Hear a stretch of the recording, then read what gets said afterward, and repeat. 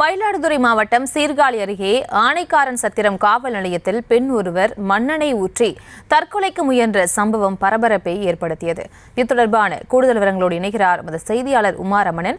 உமாரமணன், வணக்கம். இந்த பெண்ணின் தற்கொலை முயற்சிக்கு என்ன காரணம், அது தொடர்பான விவரங்கள்? வணக்கம் பிரியங்கா. மயிலாடுதுறை மாவட்டம் சீர்காழி அடுத்த நாதல்படுகை கிராமத்தை சேர்ந்தவர் ரவிசுந்தரம். இவர் திமுகவில் மாவட்ட தொழிலாளர் அணி துணை அமைப்பாளராக இருந்து வருகிறார்.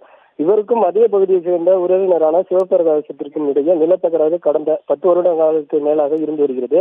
இது தொடர்பாக நீதிமன்றத்தில் வழக்கு நிலுவையில் உள்ள நிலையில் ரவிசுந்தரம் என்பவர் நீதிமன்றத்தில் வழக்கு நிலுவையில் உள்ள நிலத்தில் இருந்த மின் மோட்டாரை திருடியதாக சிவபிரகாசம் என்பவர் ஆனைக்காரன் சத்திர காவல் நிலையத்தில் புகார் அளித்தார்.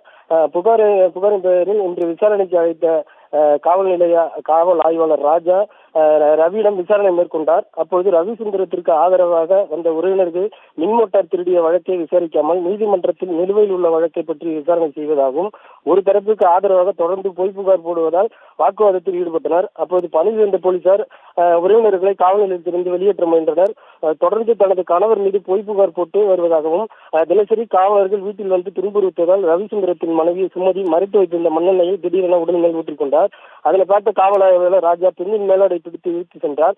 காவலத்தில் உள்ள காவலர்கள் அவர் மீது தண்ணீரை ஊற்றினர். அதனைத் தொடர்ந்து ரவிசுந்தரத்தின் உறவினர்கள் பெண் காவலர்கள் இருந்த நிலையில் பெண்ணின் மேலாடை இழுத்து சென்ற ஆய்வாளரிடம் வாக்குவாதத்தில் ஈடுபட்டதால் அப்பகுதியில் பரபரப்பு ஏற்பட்டது.